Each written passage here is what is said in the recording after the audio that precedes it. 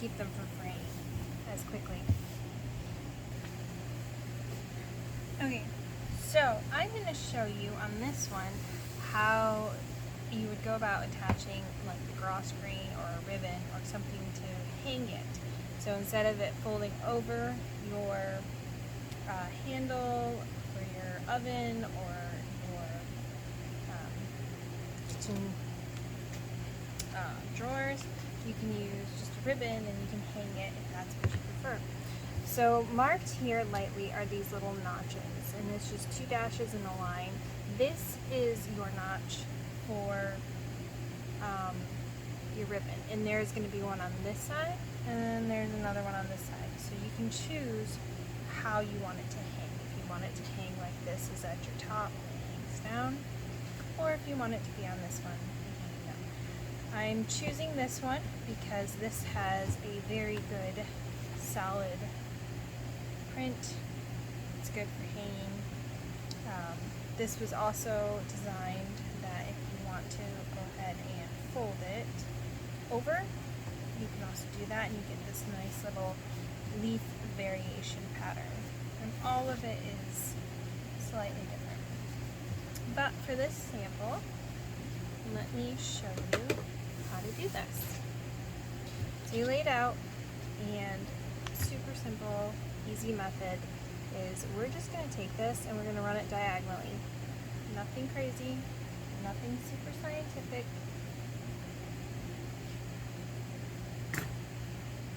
You don't even really need measurements. And I'm just going to cut it, so that's about where I want it. And this is a cotton type of trim. Nothing fancy. And I've used it for ties and stuff like that. Okay, so I'm just going to kind of center these on those little dash marks and pin them in place. As you can see, I'm working with my fabric up, or the good side of the fabric, printed side up. I already know that with this little corner here that everything is kind of lined up or marked already to your 1/4 of an inch. And I know that I have a 1/2 inch seam allowance. So what I'm going to be doing is basically just going to be running a basting stitch here to tack this in place. Then you will fold this like you normally would, fold it over again, and you're going to get this nice, beautiful, enclosed, so even that won't fray, hanging tag. So let me go ahead and base this, and then I can show you. So now you can see I have my basting stitch, and that's just your long straight stitch, just to tack these in place. So when I go to fold, it'll stay in place and it's not going to shift, and then when I fold it over again, I'm going to encapsulate it. If you notice, this is a little bit less even than 1/4 of an inch. I was just trying to make sure that it was captured in that initial rough edge rollover. So now what you would do, flip it over and start doing your little 1/4 edge folds. And you for sure can notch these out. I find my machine actually likes it more. It does not like these little corners. But you notch it, and then you start folding, and then you will end up folding this over again, just like that. So I'm going to do it with this side and the other side, stitch that down, and then show you.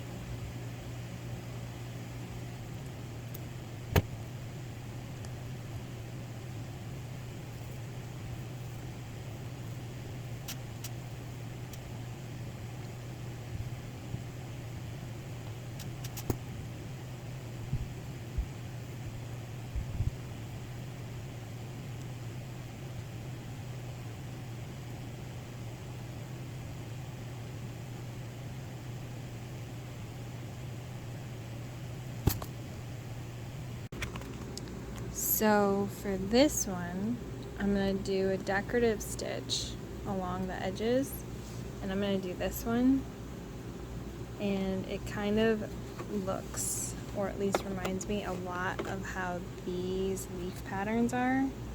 So I thought that would be really pretty. So basically I'm just going to start at the edge, and for this one, instead of trying to do like a single seam, I'm going to do each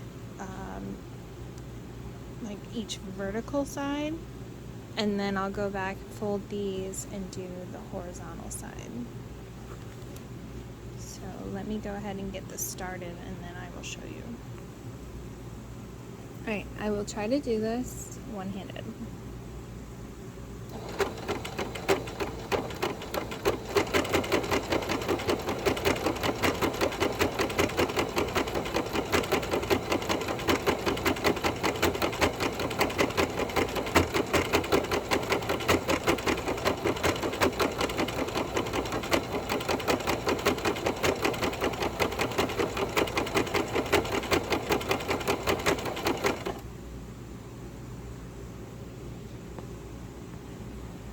So you can see just how pretty that looks.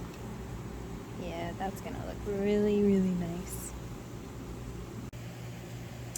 Okay, so this one is done, and I really, really like this decorative stitch. I think it really complements the pattern, and this one has the corner hanging section.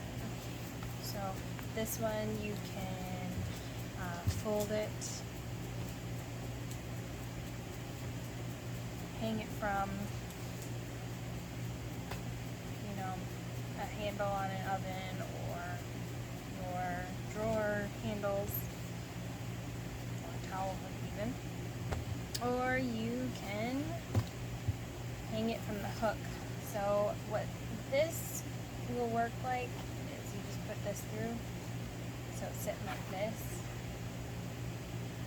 So it looks like this on your finished edge. And then you have that back side.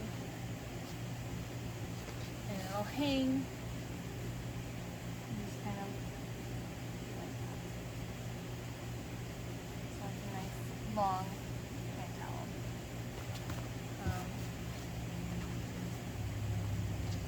And then as you can see, you just slip it back under and you have a flat hand towel again.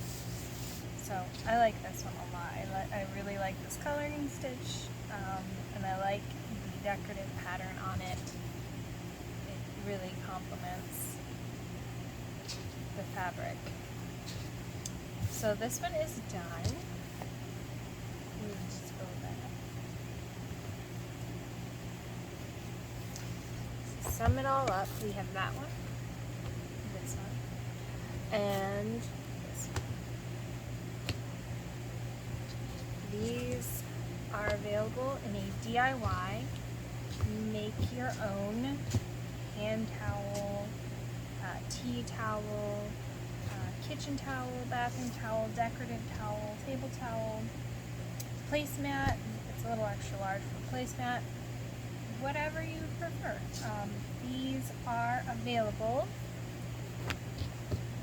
on my website and on spoonflower.com under JessDesigned. These were all hand drawn by me, and I put them together into a layout, a template, to make it easy to follow directions and do it, but also with a creative spin. So again, these are all available in a DIY kit, so you can make them your own. So we have lovely directions here to make your own tea towel. And these, by the way, will measure 16 by 24 inches, about that size. So that's about a good standard tea towel, kitchen towel, hand towel type of size. And they're made from this beautiful linen and stuff, and eco-friendly printing. Again, available on my website and at spoonflower.com as a DIY make it yourself kit. I hope you enjoy, and I hope you enjoy, and definitely do check these out because these are super cool. So thank you for watching. Bye.